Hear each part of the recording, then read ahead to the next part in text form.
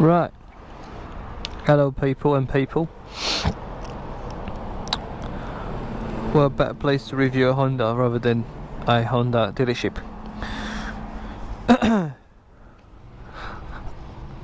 Well, worth mentioning, this is actual my bike.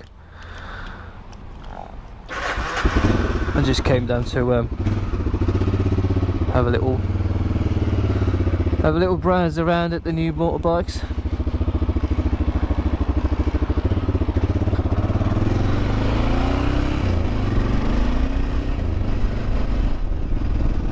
Lovely to look at bikes, always lovely to look at bikes. Bit of window shopping, as they say.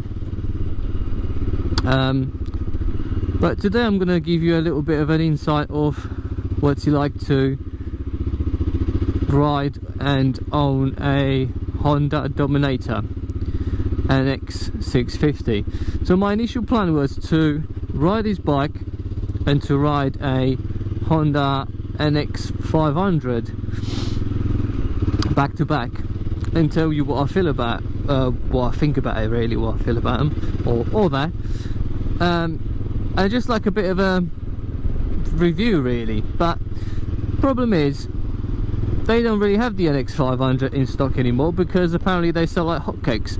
So no more NX500, and from next year Honda dropped the bombshell that they're not going to be making any manual gearboxes, so to speak. So I think they're all going to be something electronic something. I don't know what that means. It's not your regular DCT. He called it something else, but it might well be DCT. I don't know, don't quote me.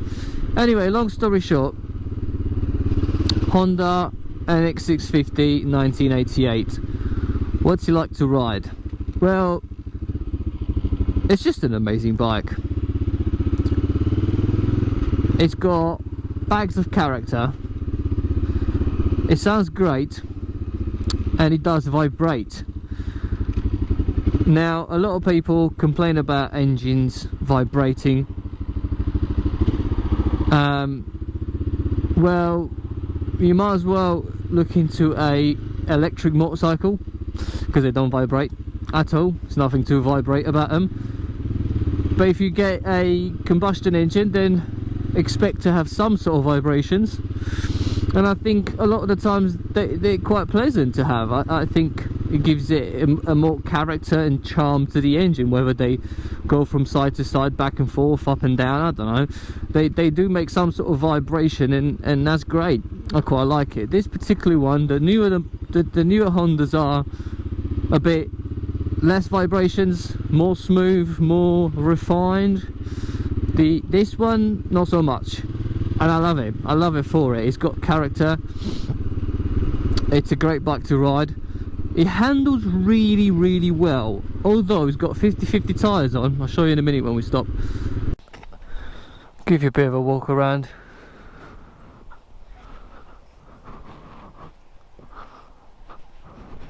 The Honda Dominator, aka the Detonator.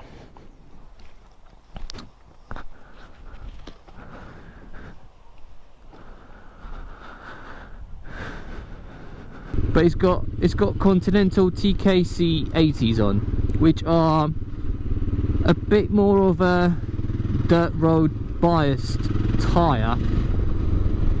It feels like I'm not gonna do it, but I feel like I could put my knee down in the corners. That's how grippy, and that's how the bike, that's how well it handles, which is crazy. A bike on this size and this sort of type, it shouldn't really handle like this. It's crazy. It handles amazing. The suspension's quite soft and it dives a lot, but this is to be expected for the era, and again for the type of bike. The front fork, as soon as you get a handful of the front brake, you'll be going diving, put it that way. The brakes are adequate. They stop fairly well. I've got no issues. It's a single disc twin pop on the front and a single disc single pop on a rear, but they're adequate. They work. I mean, yes, you'd have better brakes nowadays, but for the era, you have to remember this is 1988. I think they quite adequate. They're great bikes. They're great brakes, sorry. Power, this bike develops cheese keys.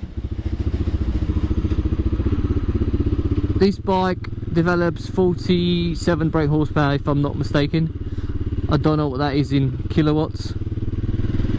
I stick with all money. It's plenty enough.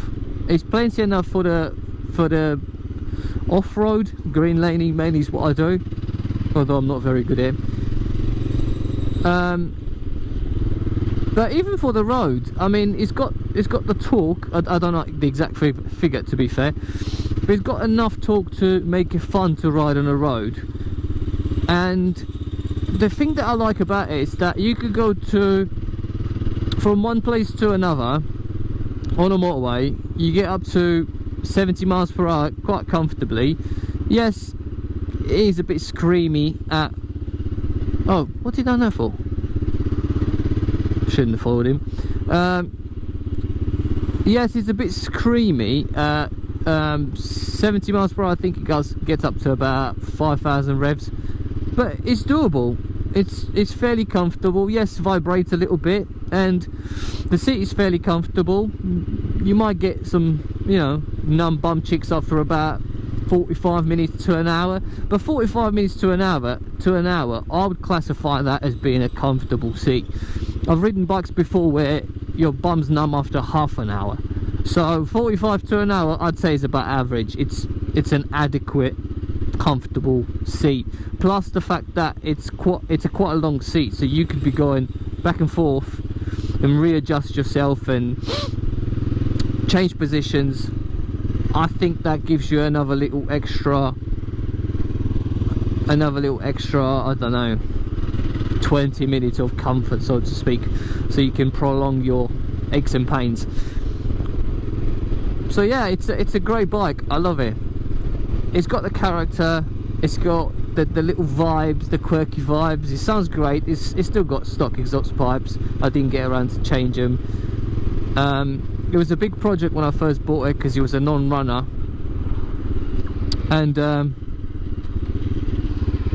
I've changed the tank, which was impossible to fix because it was leaking, so it was impossible to fix.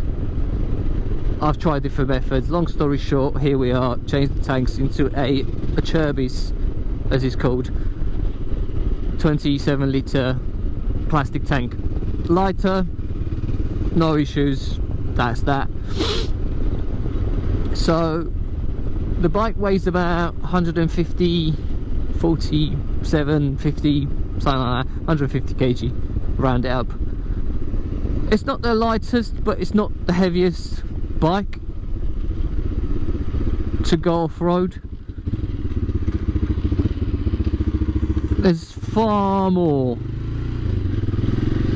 adventure bikes on the market that they're much heavier out there, much heavier. Off-road, she seems to do a good job. I'm not an expert off-road, so I'm not going to tell you the nitty-gritty what I think about suspension, preload, rebound, all of that. That information just goes on top of my head. I don't understand any of it, and I'm not going to pretend I do. It's a good bike off-road. My mate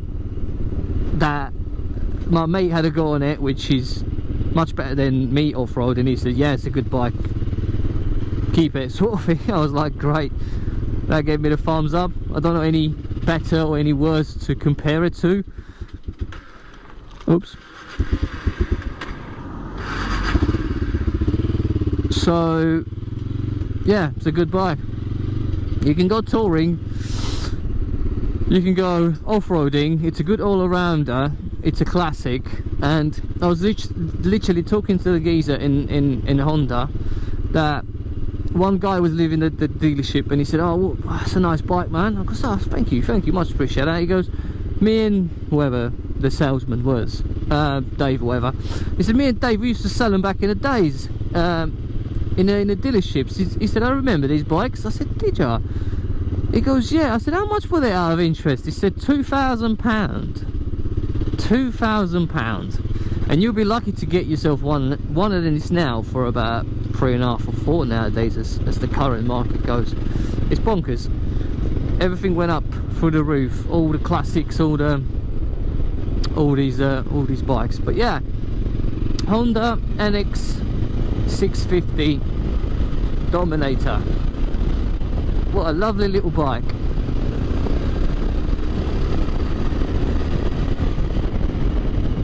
What a lovely little bike this is. Right, thank you very much for watching, and until the next one.